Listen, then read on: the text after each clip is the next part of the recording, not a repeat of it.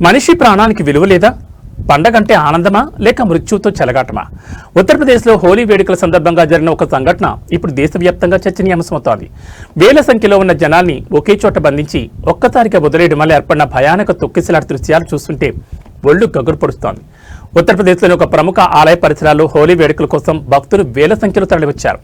అధికారుల నియంత్రణ లోపమో లేక ప్లానింగ్ వైఫల్యమో గానీ గేట్లు తెరవగానే జనం ఒకరిపై ఒకరు పడిపోతున్న దృశ్యాలు సోషల్ మీడియాలో వైరల్ అవుతున్నాయి.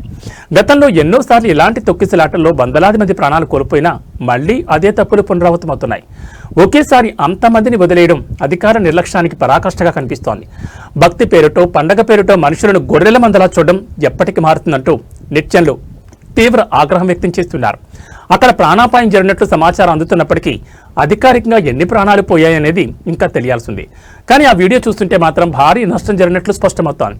ప్రతి ఏటా ఇలాంటి ఘటనలు జరుగుతున్న ప్రభుత్వాలు యంత్రాంగం మేల్కొనకపోవడం విచారకరం. భద్రతా ఏర్పాట్లు సరిగా లేనప్పుడు ఇంత భారీ ఎత్తున జనాన్ని అనుమతించడం ఎంతవరకు సమంజసమనే ప్రశ్నలు వినిపిస్తున్నాయి.